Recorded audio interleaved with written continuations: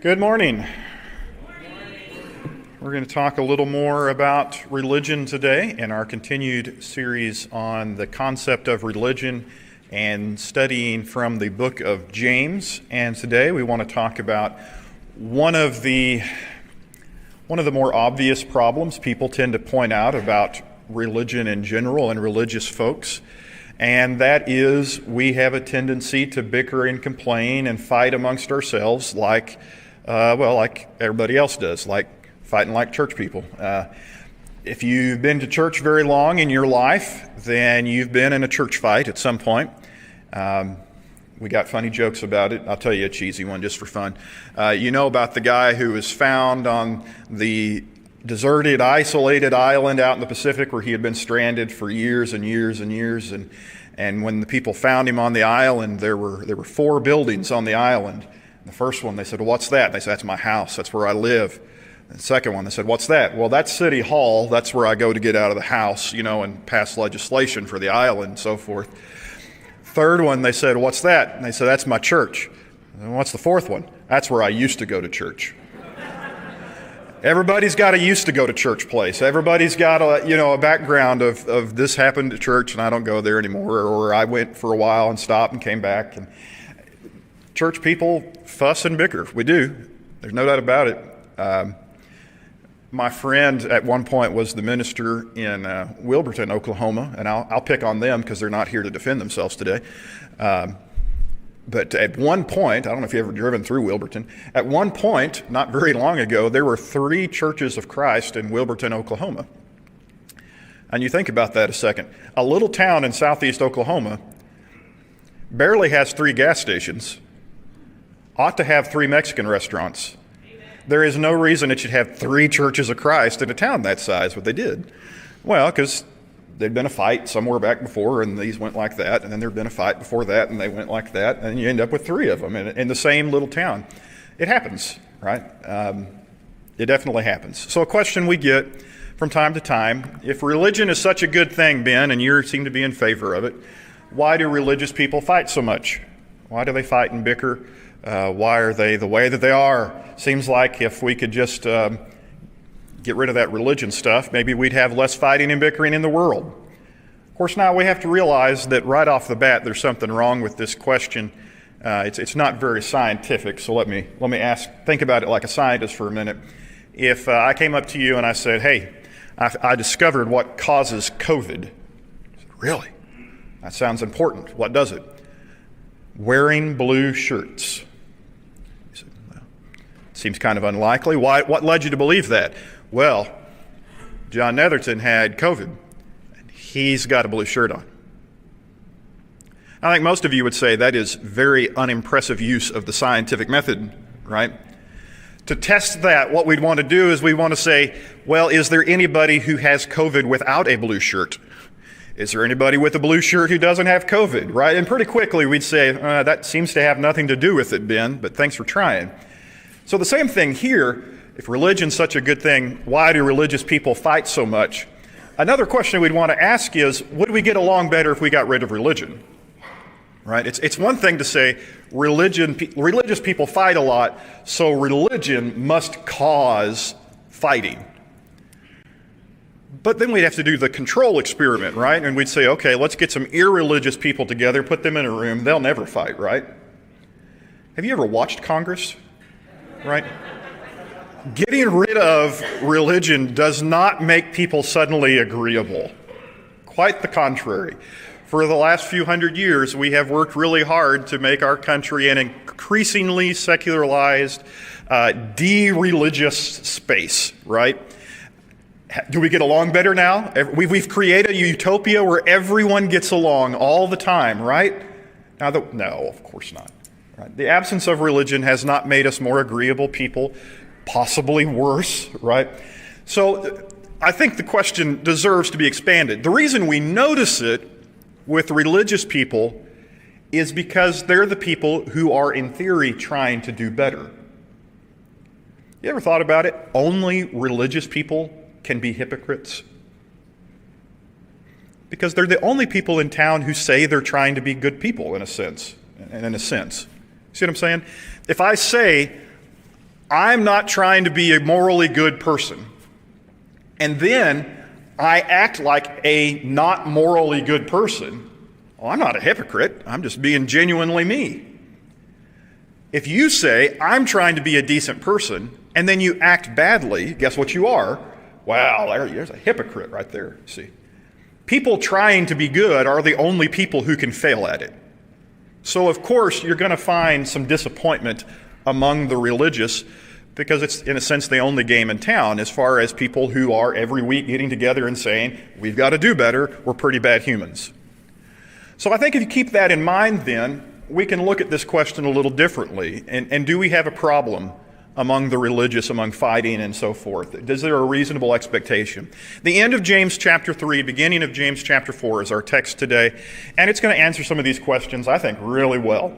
And the first point it's going to make is in James 3 and verse 13. Who is wise and understanding among you? By his good conduct, let him show his works in the meekness of wisdom. Pretty straightforward point there. What does he say? Which of you are wise? You should probably act like it. Okay, pretty straightforward sentiment there. And I read that verse first because it makes a fair point. Is it fair to criticize religious people when they act like selfish, bickering, complaining, fighting people? It is. I mean, it is fair to say it is reasonable to expect good behavior from good religion. If you're going to say, we have wisdom for life delivered from on high, from our God, the master of the universe, has told us how to live, and it's the best possible way of life, it's fair for the rest of the world to say, well, show me. Okay? It's unfair to expect you to be flawless because Christians don't claim to be flawless. It's unfair for you to be immune to the temptations that besets everybody else, because you're not. But it is fair to say, shouldn't Christians behave better if they are who they say they are? That is a fair point. Are you being held to a higher standard? Yes, you are. Because you are claiming to be ruled by a higher standard. I think religion is better. I think Christianity is best. That means I have to show that. I'm no longer being judged against mediocre. I'm being judged against the life of Jesus of Nazareth. That's tough, but that's the master I picked, and I don't regret that decision. But it does mean sometimes I'm going to be held to a much higher standard than anybody else in town. I think you got it bad. Try being a preacher. I'll tell you something. You don't get away with nothing, right? Because, yeah, it's expected. You preach that stuff, you ought to obey it. Okay. So James' first point is yes. Is it fair, if you claim to be wise and have wisdom from God, is it fair to say you probably ought to act like it? Yes, it is. But then watch where James goes next. This is verses 14 through 16. I'm going to skip around a little bit, but watch some of the things he says about bickering and infighting and where it comes from. But if you have bitter jealousy and selfish ambition in your hearts, do not boast and be false to the truth. This is not the wisdom that comes from above. It is earthly, unspiritual, demonic. But where jealousy and selfish ambition exist, there will be disorder and every vile practice. Okay, where does bickering and fighting come from? James says, don't blame that on God. You didn't get it from him. Where does it come from? It comes from bitter jealousy and selfish ambition. Now, the Christian point of view on that is that is the baser part of us. Look at the three words that James uses to describe it. It's earthly, unspiritual, demonic. Earthly, literally, of or pertaining to the lower world, not the realm of God and of great and wonderful things. Something we learn down here, not up there. Unspiritual is kind of a funny word in the Greek text for anybody that cares. The word is soul-ish. It's not a fun word? Soul-ish. So in the Bible, you have a spirit and you have a soul. And typically, though it's not always obvious, the spirit describes the higher, more nobler, God-imitating part of your life. And soul tends to be the lesser, more animal type, right? So my dog is a living soul, right? My dog is alive. He does not have an immortal spirit, I don't suspect, but he is alive. He is a conscious being, right? And that's quite often the word for soul. In English, it doesn't come out well. We use spirit and soul to mean the same thing, and it's really confusing. But for James, those words meant something different. He says, you're acting soulish. So the translators, knowing in English soulish isn't a word, said unspiritual, right? King James Bible translated sensual. Like you are acting according to the part of you that has the most in common with animals. As a human being, there's part of me that is a lot like God, and there's a part of me that's a lot like Rover. When I'm bickering and infighting, I'm not acting like God, I'm acting like dog. See the difference? And that's the point that it makes. It's unspiritual, and worse than that, he says demonic. And this again, literally, devilish. Not only did you not learn it from God, you learned it from as far opposite end of the universe as you can get.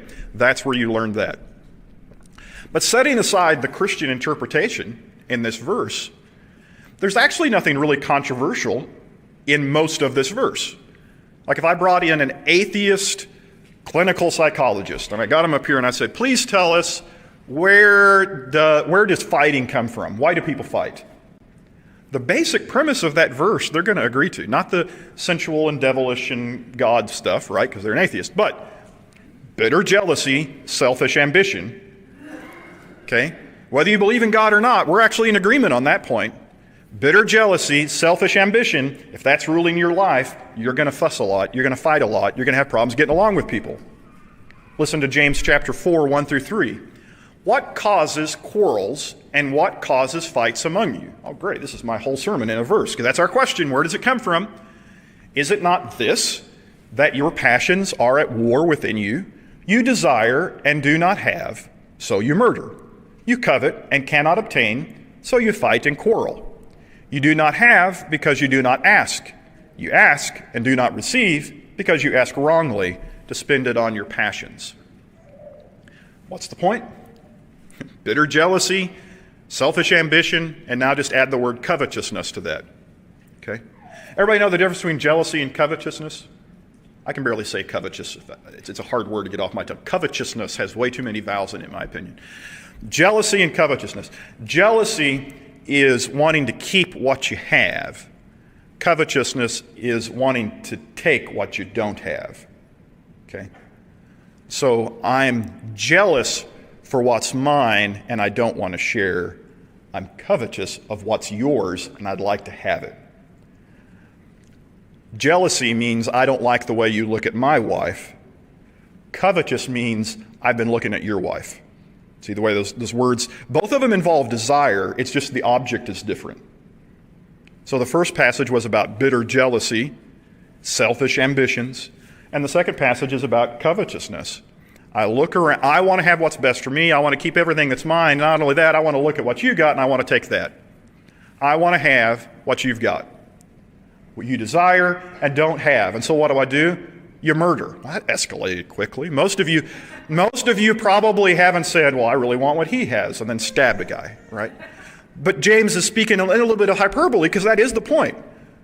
You want something. How do you get it? You're going to have to hurt somebody to get it.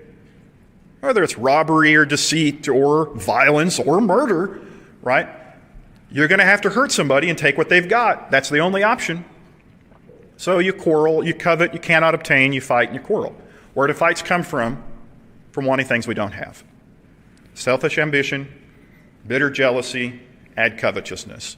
Again, other than the religious part at the end, the Christian bit that says the real problem is you aren't praying, you aren't asking God, and even when you ask God, you're somehow managing to ask God selfishly, which is funny. I mean, if you look at that verse, it's almost like James would say, I thought that would be impossible, but somehow you've managed. You've even prayed selfishly. And so, no, your prayers don't work. You pray wrongly to spend it on your passions. But other than that part, that an atheist would say, I don't believe in that stuff. The rest of it, does anybody have any disagreement about it? Why do people fight? We want stuff. That's pretty universally true. Okay? So what's my point from these two passages that I want you to see? Why do religious people fight? From whence comes quarrels and what causes fights among you? Fighting among the religious comes from the same place as among the irreligious. Okay?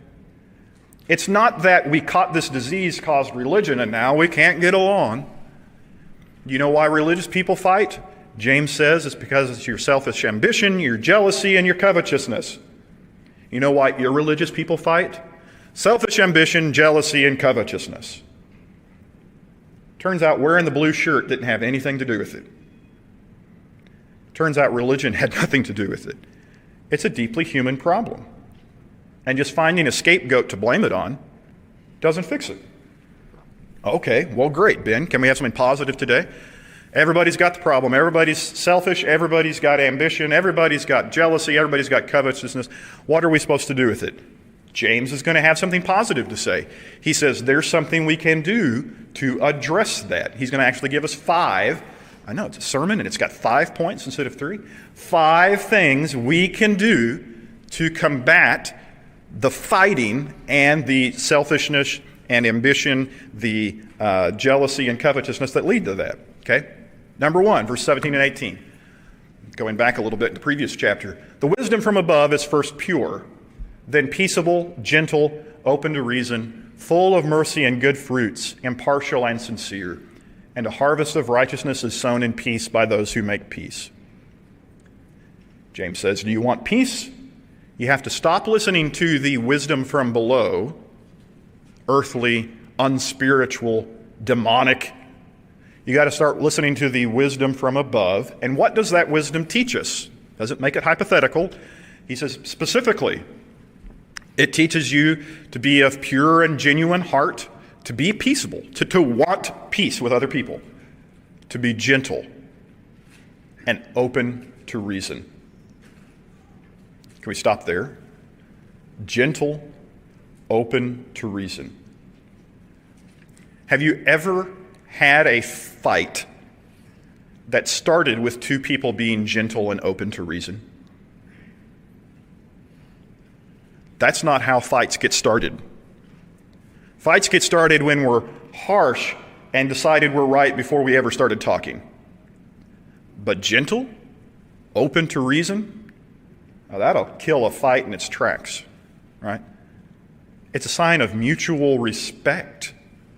That it's really hard to fight and argue with somebody who's treating you politely, who's actually listening to your point of view as if they might think you're a sane human being they want to listen to, treating you with human dignity. It's really hard to argue with that person. You kind of enjoy talking to them. Gentle, open to reason, full of mercy and good fruits. That if you tend to be forgiving, you tend to treat people with kindness, if you're impartial and sincere, if you just treat people like people. Okay? So what we need, James says, is we need to, if we want peace, we need to learn the wisdom of respect for one another. The wisdom that comes from God is a wisdom of mutual respect. It says that everybody you meet is made in the image of God. A little image-bearing creature, and is worthy of your respect. You should be open to reason. You should be gentle and not harsh. You should listen to what they have to say and do them kindness even when you disagree. That's the wisdom of respect. Boy, I wish we had something in the world that would teach us to respect each other. Well, let's set that aside for a second, come back to it. How about point number 2? You adulterous people. Well, thanks, James. That's not very nice. You adulterous people, do you not know that friendship with the world is enmity with God? Therefore, whoever wishes to be a friend of the world makes himself an enemy of God. What's this friendship with the world business? Well, going back, remember, to the jealousy and covetousness bit. Everybody in the world's doing something. They seem to have happiness. They don't, by the way, it's a lie. But they seem to have happiness, and I want what they have. You know, every commercial you'll ever watch has one message. You're not happy, but you could be. And this is what would do it. There's something in your life that's making you unhappy. Maybe it's your car insurance. Maybe it's the car. Something is making you unhappy. And if you're not unhappy yet, we're going to make sure you're unhappy. We're going to show you pictures of unhappy people with the other product. But then here's happy people with our product. What's being taught there is a friendship with the world. What the world has is what you want. What the world has will make you content. And what James says is, here's the surprise, friendship with the world is enmity with God. Enmity is one of those words we don't use nearly enough. If it sounds like the word enemy, there's a reason. They have the same root. It's the idea of hatred. That if you're going to be the ally and the friend of this world and its goods, you're going to find yourself on the other side of the battle from God. Because God is trying to undo all that covetousness and jealousy and selfishness. If you align yourself with selfish ambition, covetousness, jealousy, you're not going to be aligned with God. It's not possible. So I think what James is saying then in this second passage is that we need to be taught to question our own selfishness. Right now, we have a culture that's very good at teaching us selfishness. Teaching desire is easy. You want this. It's pretty. It's got bells and whistles. We need someone or something that does the opposite of what a commercial does.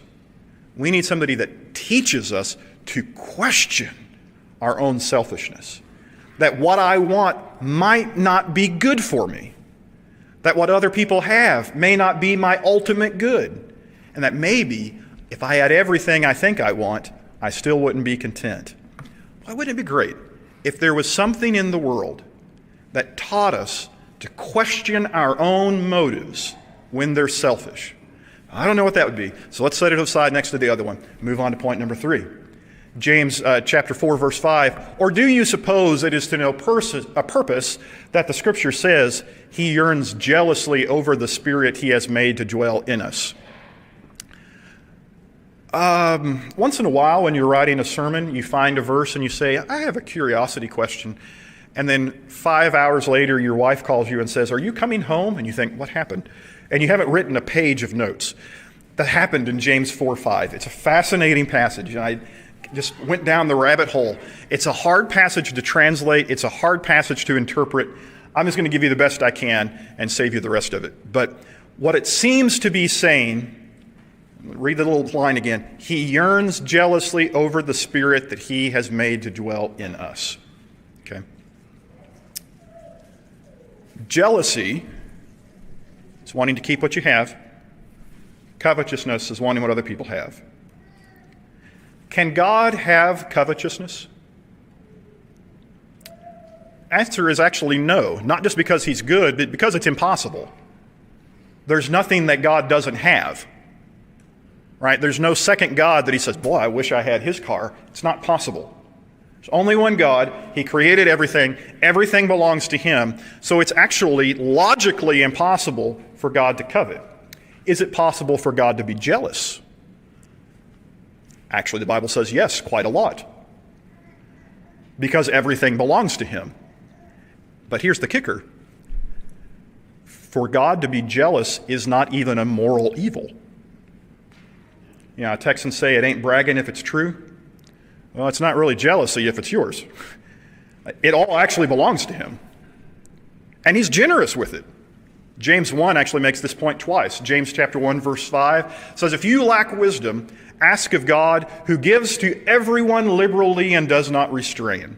He's generous. James 1 later in the chapter says, every perfect gift and every good gift comes from above and comes down from the Father of lights, in whom is no variableness, neither shadow of turning. God is extremely generous, but he has never forgotten that everything out there is his. including the breath that he breathed into your lungs, including your very life, the Spirit that he made to dwell in us. God gave us life for a purpose, and he has never forgotten that we are his. Who forgets that we are his? It's us. So what James seems to be saying is, you have forgotten what God has not forgotten. The reason your friendship with the world makes you the enemy of God is because friendship with the world is just another way of forgetting you belong to God. And when you forget that, there's no way to have a good relationship with God based on that lie. The very idea of selfishness is a word that says, I've forgotten who God is. I have decided that I am the center of this universe. I am the sum total of all of its goals and agendas and purposes. So what we really need to fight selfishness is we need to be taught our place in the universe. We need a big map, and our name needs to not be at the middle of it. We need somebody to draw us a picture of what really matters and remind me every day that I'm not most important. I'm not the creator. I don't really own me, let alone anything else. Man, wouldn't it be great if we had something in our culture that day after day after day taught us and reminded us of our place in the universe? Okay, set that aside. We'll come back to it. Number 4, James 4:6. But he gives more grace. Therefore he says, God opposes the proud, gives grace to the humble. If you noticed in our culture, we do the opposite. Proud, egotistical people with an overabundance of self-confidence get promoted and get farther in life. Okay? Sometimes we elect them to things. Okay? We look at those people and we treat them as celebrities because they have, the hubris of thinking they're really fantastic people. We exalt the proud and ignore the humble. God's economy is completely the opposite, isn't it? He says, I am unimpressed with the proud. I oppose them. Because see, pride is forgetting who God is. And I give grace to the humble. You want to overcome selfish ambition, jealousy, covetousness? We're going to need to learn that humility is the virtue and pride is the vice. And our culture has those exactly backwards. What we really need, you getting the trend here? I wish there was something in this world, in our culture, that would teach us day after day and week after week that there is a virtue called humility, and it's okay to think of yourself less often. That it's okay to esteem yourself less than others. In fact, it's really good to think of other people above yourself. Wouldn't it be great if we had something in our culture that did that? I'll set it aside. Only got one more point. Let's look at James 4:7 and 8. Submit yourselves therefore to God, resist the devil, and he will flee from you. Draw near to God, and he will draw near to you. Cleanse your hands, you sinners, and purify your hearts, you double-minded. Man, James, he started out with your adulteresses and adulterers, and now he's your sinners. That's what I need to do more in my sermons, obviously. You sinners out there, right?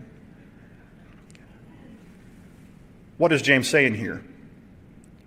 I would love to spend the next 30 or 40 minutes on each one of these phrases because they're all magnificent. Submit to God. Resist the devil. Draw near to God. But focus for just a moment on those last few. Cleanse your hands, you sinners, and purify your hearts. Just a very beautiful way of saying, do better. Do not be satisfied with the selfish ambition, the jealousy, and covetousness that currently rules your life. Do better. Start with your hands, the things that you do. Make your actions less selfish. Turn to your heart. Make the way that you think less selfish. Do better. In our culture, we spend a lot of time telling each other how great we are. Wouldn't it be great if there was something in our society that challenged us day after day, week after week, to acknowledge our shortcomings and strive to be better people. Okay. Started by asking, is religion the problem? Is religion causing our infighting? And I said early on, no, I don't think so. I don't think that's the whole story. I think the same thing that causes infighting and bickering in religion causes it everywhere else. James says, do better. Religious people, you're going to be held to a higher standard. You've got to do better. That's absolutely true. But when we back up and say, what would be the solution to selfish ambition, covetousness, and jealousy? What would fix it? Well, we need to learn respect for each other. We need to learn our place in the universe. We need to learn to be challenged to be better people. We need to learn humility. In short, we really need a good religion. The very thing we thought was the problem is the only cure. A system of beliefs and behaviors that teach you who you are in relationship to God, that teaches you your selfishness, your jealousy, and your covetousness are failings in need of repair. That's what we need. Why aren't we getting better? Because we stopped taking our medicine. Because religion is the cure. That means I'm supposed to stop. Religion is the cure. Not because religion itself is a curative. Not because religion, think of religion as a hospital. It's not as though going into the hospital immediately makes you well. But that's where you find the doctor, and that's where you find the medicine. So you're going to have to get on the premises at some point. The cure for what ails us is the creator of the universe. The cure for the sins we've committed is the sacrifice of Jesus Christ our Lord. Where are you going to find that? Where are you going to find a system of belief that says we can be more like him instead of day by day becoming less? That's what we need. And he's given it to us if we would accept it humbly. Would you bow with me in a word of prayer? Our Father and our God, we thank you for the gift of virtue, of goodness, of value, of truth. We thank you for correcting us when we are wrong. We thank you for challenging us to be more like you. We thank you for giving us a vision of what it means to be good. God, we fail to be who you would have us to be each and every day. So we thank you as well for your Son, Jesus Christ, who forgives us of our shortcomings, who lifts us up in the power of your Spirit to begin the quest again to be made and conformed to your image through your Son, Jesus Christ, in whose name we pray. Amen.